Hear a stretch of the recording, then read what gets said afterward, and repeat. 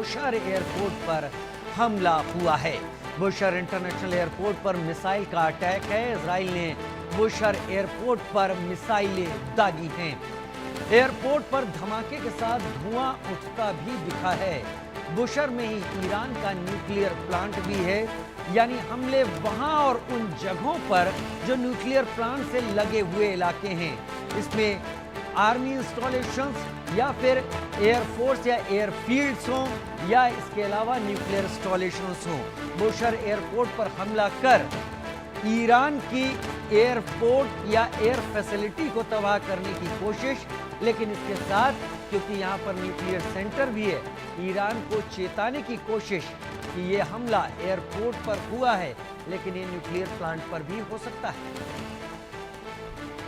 Bushehr में Iran का nuclear plant, Iran के बुशर एयरपोर्ट पर हमला, इजराइल ने मिसाइल अटैक किया है। बुशर इंटरनेशनल एयरपोर्ट पर इजराइल का मिसाइल अटैक।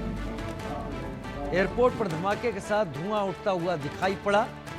बड़ी खबर इस वक्त की बुलेटिन की शुरुआत में इस बड़ी खबर को आपके सामने रख रहे हैं, जहां पर बुशर इंटरनेशनल एयरपोर्ट पर यह मिसाइल अटैक हुआ है।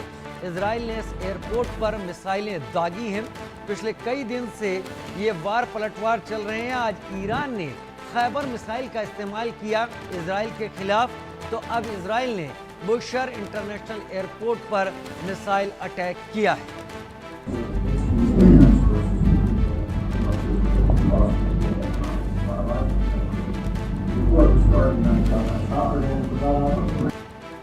ईरान के बुशर में विस्फोट, धमाके के साथ धुआं उठता दिखा। आसपास के इलाके दहल गए। मिसाइल अटैक सीधे एयरपोर्ट पर हुआ है। एयर फैसिलिटीज, एयरपोर्ट से मिलने वाली किसी भी तरीके की मदद को पूरी तरीके से न्यूट्रलाइज करने की कोशिश, खत्म करने, तबाह करने की कोशिश इजराइल की, लेकिन इसके साथ एक मैसेज देने की कोशिश कि यह हमला एयरपोर्ट पर हुआ है।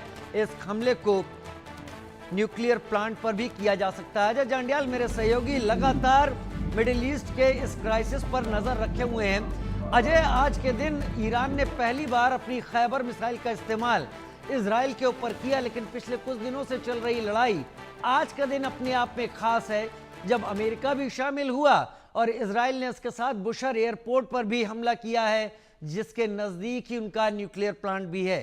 अजय, देखिए, बिल्कुल राजीव, जिस तरीके से ये हमला हुआ है वो अपने आप में बताता है कि ईरान इजराइल की जंग जो है वो दरअसल जिस चीज को लेकर शुरू हुई थी वो वहीं पर टिकी है। अगर आप देखें तो लगातार अमेरिका और इजराइल के हमले जो हैं वो सिर्फ न्यूक्लियर प्लांट और उसके आसपास के इलाकों में हो रहे हैं। ये जो ताजा हमला हुआ है एयरपोर्ट के पास, जो धमाके हुए हैं, उसमें दरअसल जो जानकारियां मिल रही हैं कि इजराइल जो है वो ये सुनिश्चित करना चाहता है कि किसी भी तरह का एयरबेस जो है उसका इस्तेमाल एक तो खत्म हो जाए, बंद हो जाए। और ना सिर्फ ईरान बल्कि अब रशिया है या बाकी जो देश हैं वो भी क्या ईरान को कोई अगर मदद दे तो फिर उनके एयरपोर्ट्स या एयरबेसेस जो है वो इस्तेमाल हो सकते हैं। और दूसरी जो उनका टारगेट है बड़ा, वो सबसे ज्यादा बड़ा टारगेट न्यूक्लियर फैसिलिटीज हैं।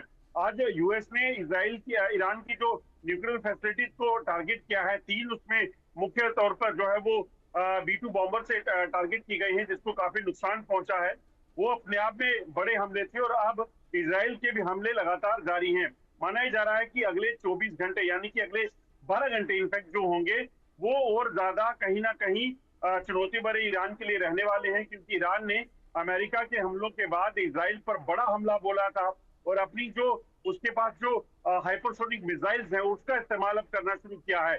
तो ऐसे में इजराइल अब किन हथियारों से जवाबी कार्रवाई करेगा और फिर क्या जो न्यूक्लियर फैसिलिटीज, अभी ईरान के कुछ लोगों ने दावा किया है कि वहां पर उस फैसिलिटीज को कोई नुकसान नहीं पहुंचा है, तो क्या एक बार फिर से उनको टारगेट किया जाएगा? ये एक बड़ी चुनौती होने वाला है। वाकई आप सही कह रहे हैं, बड़ी चुनौती की तरह है, लेकिन हर दिन अपने आप में कई नई ऐसी खबरों को समेटे हुए आ जाए जो पूरी दुनिया को भी टेंशन में डाल रही है। आप बने रहिए मेरे साथ, क्योंकि ईरान के न्यूक्लियर ठिकाने पर हमले को